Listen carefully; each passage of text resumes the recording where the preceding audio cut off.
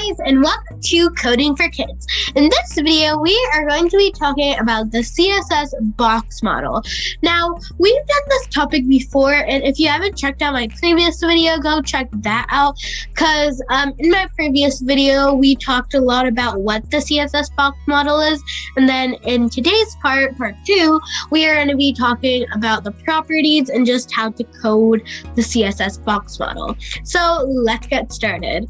So before we do get started, let's just go over an overview of the videos. So in part 1, we learned about what a CSS Box Model is, and we also talked about we looked at how it looked like.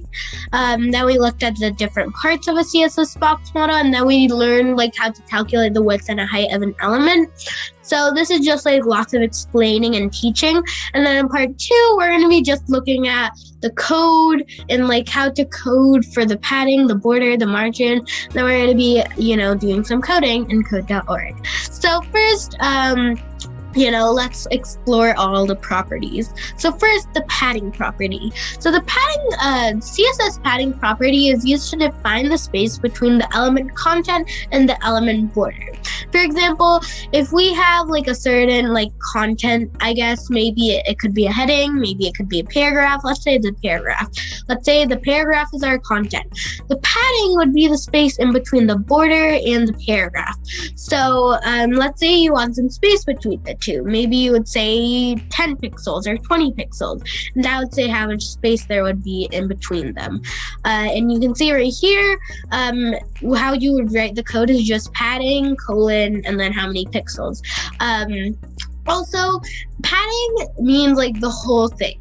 For example, let's say you only want space between the top of the border and the top of the content. Then you would put padding dash top, and that would only add this value to the top of the padding. So it wouldn't add it to any of the other sides. When you just put padding, it means all the sides. But if you put dash top, dash right, dash left, then it means a specific side. So that is the padding property. Now the border property. So the border property is used to specify the type, color, and size of the border around an element. So the border, how you would write the code is a little bit different. So let's say you're adding a border to your heading.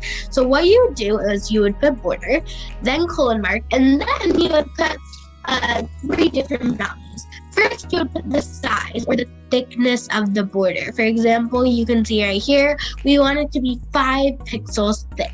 Then solid. So what does solid mean? It just means the type of border. So there are different types of borders. There's solid, which is just regular, filled in borders. Then we have dashed, which it's tiny dashes. Then we have dotted, which is circles around. And then finally we have doubled, which there's 2 borders. So there are many more, but those are the most common ones. And then we have the color of the border, in which this case it's red. So that's the border property. And now the margin property. So the margin property is used to define the space around elements.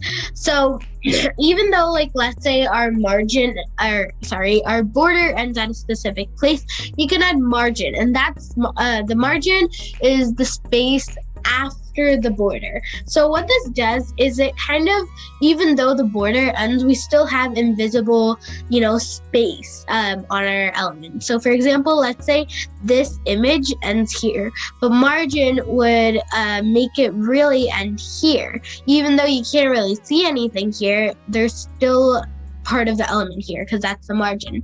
So this is just used for just shaping and placing of the element, because sometimes you don't want an image to be so close to the heading, or you don't want a paragraph to be so close to another paragraph. So then you would use margin.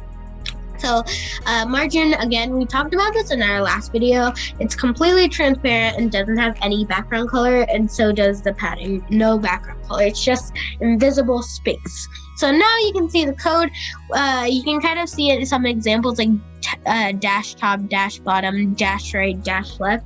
And this is just specific. So instead of just saying margin colon, you would just put margin dash top colon, and this just specifies it all. So that's the margin property. And now we are going to be doing some coding. So we're going to be going to code.org, and then we're going to go to the web lab and explore the CSS box model. So I've already done the code, and this way you can kind of see how the CSS box model really looks like, and it'll just become all the more clear. So I'm going to go to code.org, and then I'm going to show you the code. So guys, I am in here at code.org, and you can see the project. So first I'm going to be going over the HTML. So you can see right here, first I just have a heading, and I have a little paragraph explaining what the CSS box model is. But then the whole CSS box model is really in this division tag. So you can first see that I don't really have any paragraphs. I just did plain old typing. So first you can see I just kind of added a little sentence saying the content in this section will have the CSS box model. It will have padding, margin, and border, and you can clearly see it does. And then I use lorem ipsum as filler paragraph. And if you don't know what lorem ipsum is, it's basically just a filler paragraph that many people use when making maybe demonstrative websites, or maybe you're making a template. You'll see this paragraph very often. So you might even see me using very often, because sometimes you just need a paragraph and you don't have anything to type in there, so then you would use lorem ipsum. And then for the CSS, which is what we're really here for, I just added font family, and then the background color. Then this is what we're talking about. So first, border. So we have 8 pixels, and that's how thick it is. And you can see if I change it, it'll be a little bit thinner like that, but let's keep it 8 pixels.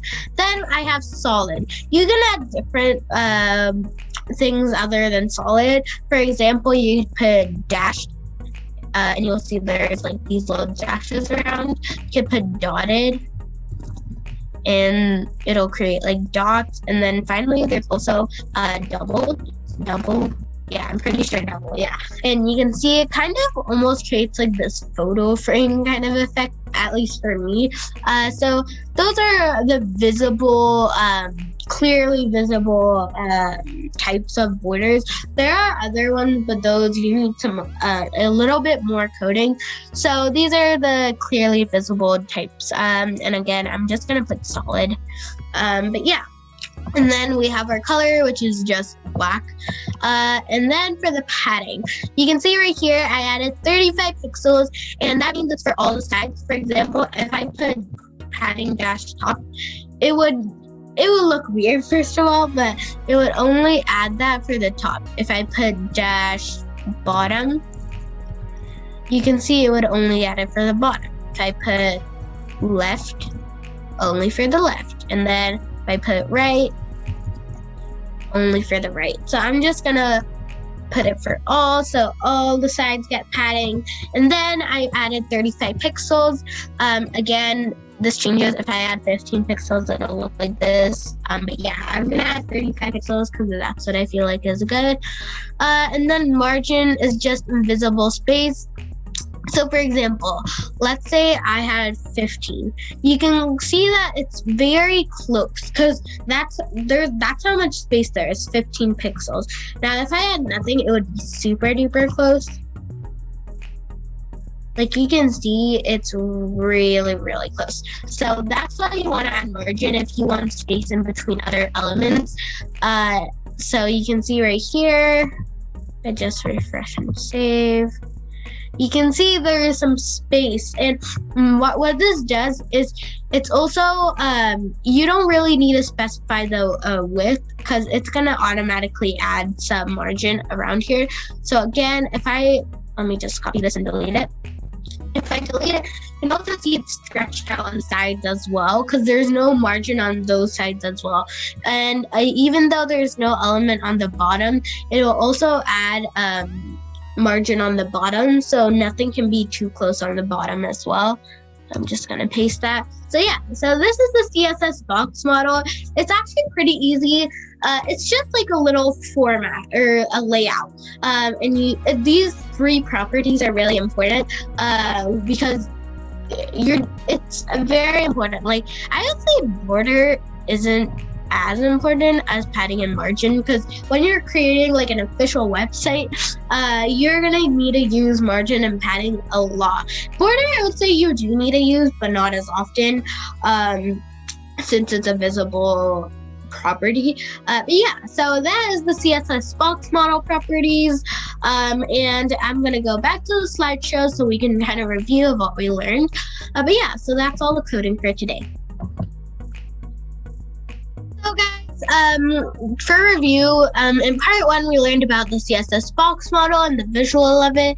We also learned about the different parts of the CSS Box Model, and we also learned about calculating the width and the height of an element. And then in part 2, we learned about the padding, border, margin properties, and then we did some coding. So that was it for today's video, guys. I hope you guys enjoyed this video. Don't forget to subscribe and share this video with all your friends and family. And thanks for watching. I hope you guys enjoyed and learned something from this video. But yeah, so thanks for watching, and I'll see you guys next time. Bye, guys.